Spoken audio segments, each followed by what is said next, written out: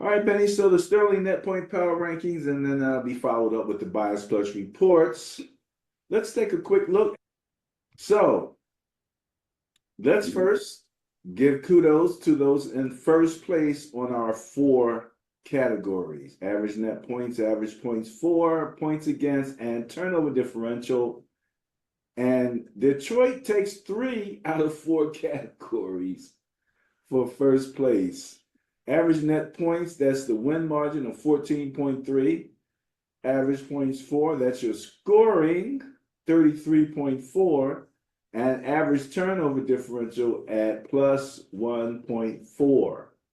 The only team to break that streak is the LA Chargers, average allowing only 13 points per game, taking first place in average points against. So your scoring defense is again being held by the Chargers.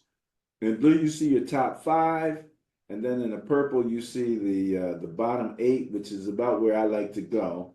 This is the top half of the rankings, and again, net points and turnover differential are stats that can be positive and negative. So I'm just giving everybody sort of a chance to take a look, take it all in. We see Washington in at third, Buffalo second in net points, Pittsburgh, my intriguing team, at plus 8.5, and Minnesota at plus 7.3.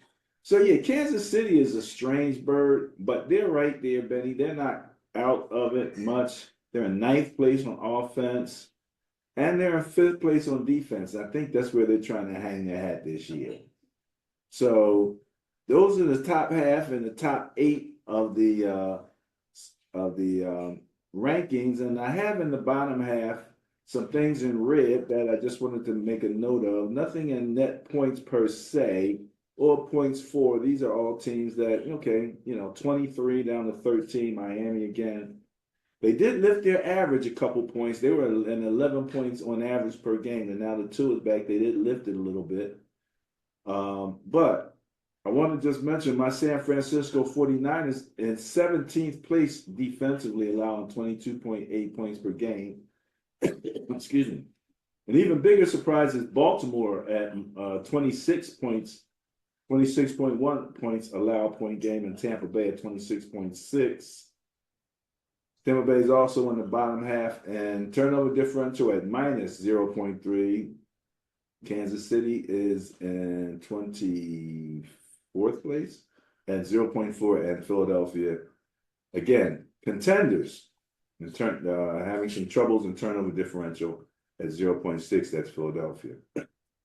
So that's the rankings, Benny. Before we get moving, anything on this?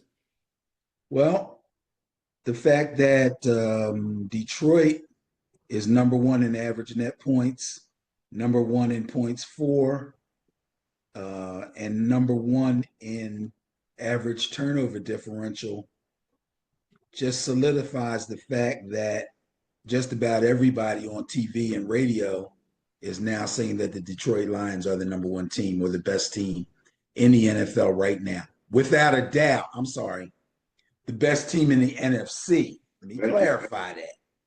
The best team in the NFC. I have no problem with that.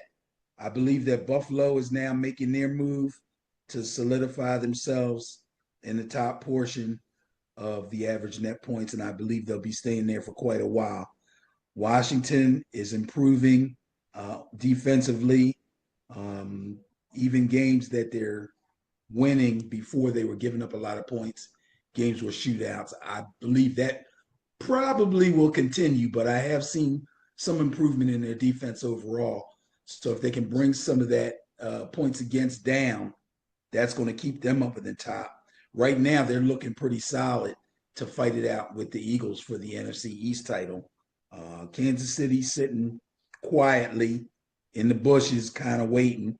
Minnesota hasn't fallen much, and Pittsburgh is on the way up. So we're starting to see real contenders and less pretenders each week as we go along. 17-week season. This is week 8, so we're pretty much there and at the halfway point. Yep. for all of these teams. So those are the rankings. You can find them at sterlingnppr.com.